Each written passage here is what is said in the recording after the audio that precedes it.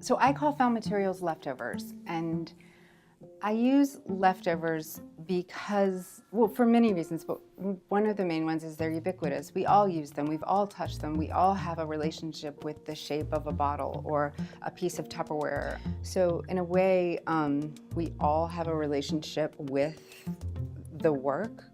Once I had started stringing the necklace of beads, I really started thinking about the tower in the Brodhead Center, and I started thinking about how the tower in a lot of ways was a sort of spiritual space, a space where you look up and wonder. And so I thought it was really important formally to anchor a piece at the very top of the tower so one realizes your body's relationship to the top of the piece.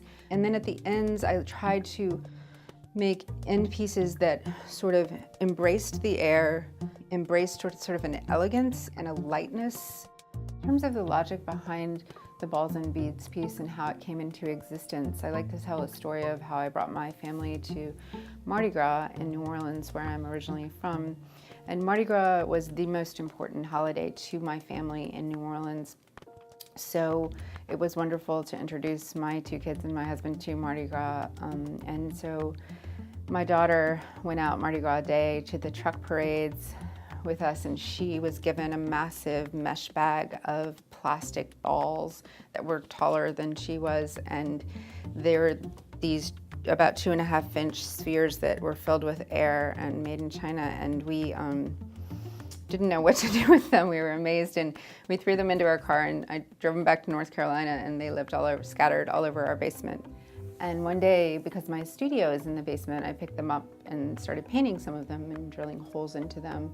Quite often I sort of take my kids' toys and sort of try to figure out a way to make them into these beautiful objects, and my kids and I sort of fight about toys. But so the balls were sort of this thing, and I picked them up, and I painted them, and I hung them from the ceiling, and I realized that they reminded me of New Orleans and of my family's history in New Orleans, and especially Mardi Gras in New Orleans, and how the live oak trees hold the Mardi Gras beads all year long in their branches. And when I realized that that's what they were reminding me of, I got really excited and started making more and more and more of them. But what's happened now with balls and beads is I feel like the piece has actually become bigger. My work has become less about my identity and more about everyone's identity, because we're all consumers of plastic. And so when we can stop seeing plastic as just trash or recycling, once we're sort of done with it, when we can start seeing it more as having a second life, then I feel like we're going to be able to deal with the world we're in right now and deal with all the pieces and parts of it, because at a certain point we can't just keep dumping it into the ocean or into landfills, or we have to figure out how to reuse it.